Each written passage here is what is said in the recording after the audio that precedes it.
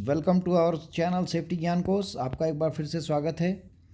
इस वीडियो में हम लेके आए हैं preparation series junior executive fire and safety की जो वैकेंसी आई है हिंदुस्तान पेट्रोलियम कॉरपोरेशन लिमिटेड में, जिसकी लास्ट डेट है 30 अप्रैल 2025। 25 वैकेंसीज आई हैं। ये हमारी प्रिपरेशन सीरीज़ की थर्ड सीरीज़ है। इसमें हम 15 इंपॉर्टेंट क्वेश्चंस लेके आए हैं विद आंसर्स। तो आइए कवर करते हैं हम एक एक क्वेश्चन को।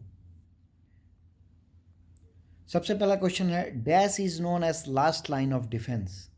ए self contained breathing apparatus SCBA, D cardiopulmonary resuscitation CPR, C ventilator, D personal protective equipment means PPE।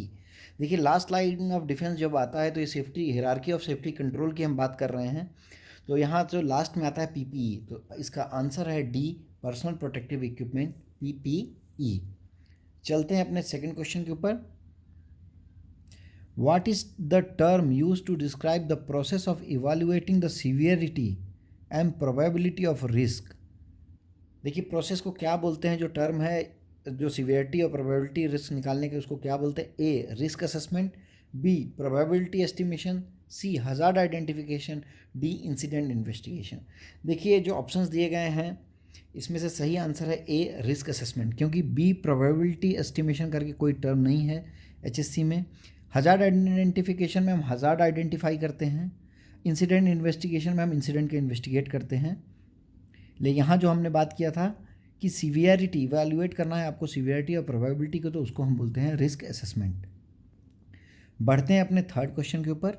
What is the name of gas leaked from LG polymers at Visakhapatnam on 7 मई 2020।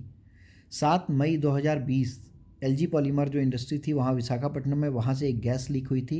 ये Covid का time था, ठीक है। तो उसमें कौन सी gas थी? A ammonia, B methyl isocyanate, C styrene, D chlorine. देखिए, जो सही आंसर है सी स्टाइरिन। और मिथाइल आइसोसाइनाइड जो है ये भोपाल गैस ट्रेजेडी में जो 1984 में हुई, उसमें ये गैस लीक हुई थी, मिथाइल आइसोसाइनाइड। और LG पॉलीमर विशाखापट्टनम से जो गैस लीक हुई वो है स्टाइरिन।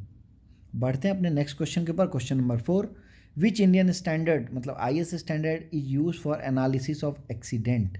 एक्सीडेंट के एनालिसिस के लिए कौन सा IS स्टैंडर्ड है? A IS 5216, B IS 3786, C IS 3876, D IS 2925। देखिए, इंडियन स्टैंडर्ड जब एक्सीडेंट के एनालिसिस की हम बात कर रहे हैं तो जो IS स्टैंडर्ड डील करता है वह आंसर बी IS 3786।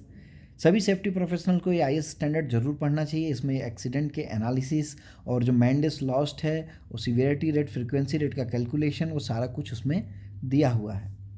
बढ़ते हैं अपने नेक्स्ट क्वेश्चन के ऊपर। Question number 5, what does VOC stand for in the context of nitrogen blanketing.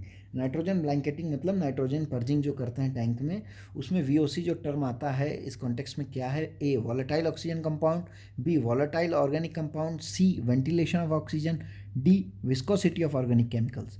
तो इसका सही आंसर है वी वॉलेटाइल ऑर्गेनिक कंपाउंड। जो सरफेस को हम ब्लैंक करते हैं ब्लाइंडिंग करने के लिए, उसमें हम नाइट्रोजन पर्जिंग करते हैं ताकि वो किसी बाहर के एटमॉस्फेयर ऑक्सीजन से जो रिएक्ट ना करें। तो अपने चलते हैं next question paper. Question number 6, which Indian standard is referred for conducting safety audit. Safety audit करने के लिए कौन सा इंडियन स्टैंडर्ड रेफर होता है? A IS 14489, B IS 3786, C IS 15298, D IS 17789। तो देखिए, इसका सही आंसर है IS 14489। IS 3786 अभी हमने लास्ट टू लास्ट क्वेश्चन में डिस्कस किया, एक्सीडेंट एनालिसिस के लिए है। और IS 15298 जो है ये सेफ्टी शूज का स्टैंडर्ड है। आगे बढ़ते हैं next question number 7, what control method entails making physical changes to the workplace environment और equipment in order to lessen और remove hazards. A engineering control, B administrative control, C changing the process, D substitution. देखिए, यहाँ हम बात करें physical change करना है आपको, किस लिए? ताकि आप हजार्ड को लेस कर सकें या रिमूव कर सकें, तो उसके लिए है इंजीनियरिंग कंट्रोल। इंजीनियरिंग कंट्रोल आप लगाएंगे जिससे आप हजार्ड को कम कर सकते हैं, पर्सन को आइसोलेट कर सकते हैं ताकि वो एक्सीडेंट प्रोन ना रहे। तो बढ़ते हैं अपने next question. Question number 8, what is the unit of measurement of illumination. Illumination का मेजरमेंट किस में किया जाता है? A ampere, B decibel, C lux और डी ATM। देखिए, एम्पियर जो है करंट के लिए, बी जो डेसिबल है वो साउंड के लिए, सी जो लक्स है ये है इल्यूमिनेशन के लिए, और डी एटीएम मतलब एटमॉस्फेरिक प्रेशर के लिए। तो इसका सही आंसर है इल्यूमिनेशन का मेजरमेंट होता है लक्स में। बढ़ते हैं अपने next question, question number 9। How would you categorise lung diseases that result from inhaling workplace dust particle like coal dust? Lung disease जो कोल डस्ट इनहेल करने से होती है उसको क्या बोलते हैं? ए निमोनिया, बी अस्थमा, सी न्यूमोकोनोसिस, डी ब्रोंकाइटिस। देखिए इसका सही आंसर है सी न्यूमोकोनोसिस, ये एक ऑक्यूपेशनल डिसीज भी है। बढ़ते हैं अपने नेक्स्ट क्वेश्चन के ऊपर, question number 10। Repetitive motion injuries are caused by exposure to a combination of factors. Repetitive motion injuries मतलब हम बात करें मस्कुलोस्केलेटल डिसऑर्डर्स की, तो ये इसके लिए कॉम्बिनेशन ऑफ फैक्टर्स क्या है? प्रोलॉन्ग्ड है, बी शॉर्ट है, सी इंटरमीडिएट है, डी इंटरमिटेंट है। देखिए इसका सही आंसर है ए प्रोलॉन्ग, रेगुलर कर रहे हैं। शॉर्ट में आप कर रहे हैं तो नहीं होगा इंजरीज। इंटर इमीडिएट मतलब तुरंत नहीं होता है। इंटरमीडिएट मतलब आप ब्रेक करके कर रहे हैं, नहीं। रिपीटेटिव मोशन इंजरीज तभी होती है जब आप प्रोलॉन्ग उसको करते हैं। बढ़ते हैं अपने नेक्स्ट क्वेश्चन के ऊपर, question number 11। What is prescribe training period for the drivers carrying hazardous goods by road under the rule 9 of central motor vehicle rules 1989? A 1 day, B half day, C 1 week और D 3 days. कितना training period देना है जो drivers को जो hazardous good transport करते हैं? तो इसका सही आंसर है डी 3 डेज। 3 दिन की आपको ट्रेनिंग देनी है। जो ट्रेनिंग है वो गवर्नमेंट अप्रूव्ड ट्रेनिंग इंस्टीट्यूट से होना चाहिए, और ये मैंडेटरी कोर्स है जो ड्राइवर्स हजार्डस गुड्स को ट्रैवल करते हैं। चलते हैं अपने next question, question number 12। The public liability insurance act 1991 applies to A industries dealing with hazardous substance listed in the act, B all industries in India, C industries operating in rural areas, D only industries with foreign investment. देखिए ये public liability insurance act है 1991, ये apply होती है कहाँ? ये apply होती है उन इंडस्ट्रीज़ में जो हजार्डस सब्सटेंस से डील करती है। तो इसका सही आंसर है A industries dealing with hazardous substance listed in the act. उस एक्ट में जो इंडस्ट्रीज लिस्टेड है उस पर ही अप्लीकेबल होती है। बढ़ते हैं अपने नेक्स्ट क्वेश्चन के ऊपर, question number 13। Which aspect of the oil industry does OISD primarily focus on? OISD जो है ऑयल इंडस्ट्री की, ये किस एस्पेक्ट पे फोकस करती है? A exploration techniques, B market analysis, C health and safety, D taxation policies. सबसे पहले देखेंगे OISD क्या है। OISD का फुल फॉर्म है ऑयल इंडस्ट्री सेफ्टी डायरेक्टरेट। तो ऑब्वियस सी बात है सेफ्टी डायरेक्टरेट मीन्स ये डील करेगी किससे? हेल्थ एंड सेफ्टी से। तो इसका सही आंसर है सी हेल्थ एंड सेफ्टी। बढ़ते हैं अपने नेक्स्ट क्वेश्चन के ऊपर, क्वेश्चन नंबर 14।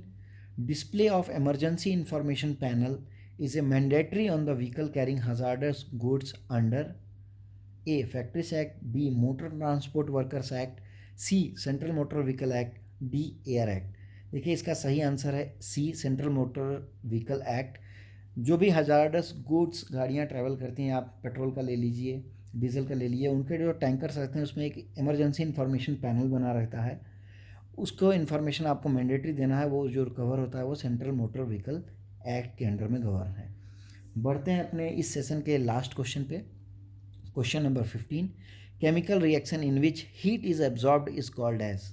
ऐसे केमिकल रिएक्शन जिसमें हीट एब्जॉर्ब होती है उसको क्या बोलते हैं? A neutral, B exothermic, C endothermic, D none of the above. तो उसका सही आंसर है सी एंडोथर्मिक। जब हीट एब्जॉर्ब होगी तो उसको हम बोलेंगे एंडोथर्मिक, और जब हीट रिलीज होगी किसी भी उससे तो उसको हम बोलेंगे एक्सोथर्मिक। तो फ्रेंड्स इस सीरीज़ में 15 इंपॉर्टेंट क्वेश्चंस हम लेके आए थे। आगे हम सीरीज़ बनाते रहेंगे। आप कनेक्ट रहिए, अपडेटेड रहिए। कोई भी अगर आपको डाउट आता है आप ज़रूर कमेंट सेक्शन में लिखिए। जो कैंडिडेट्स प्रिपरेशन कर रहे हैं HPCL एग्ज़ाम के लिए, या जो वैकेंसी NSPCL में सेफ्टी की आई है, उनसे एक रिक्वेस्ट है कि हमारे जो वीडियो की सीरीज़ है, जब स्टार्टिंग की वीडियोस में आप जाएंगे वहाँ हमने इंपॉर्टेंट सेफ्टी MCQs करके वीडियोस बनाए हैं। वहाँ हमने 20-25 करके 2-3 सीरीज़ हैं हमारी, उसको आप ज़रूर देखिए क्योंकि उसमें भी इंपॉर्टेंट क्वेश्चंस हैं from examination point of view. उन पार्ट्स को हम इन वीडियो में कवर नहीं कर रहे हैं, तो आप डेफिनेटली उन वीडियोज़ को ज़रूर देखिए क्योंकि वहाँ इंपॉर्टेंट क्वेश्चंस हैं।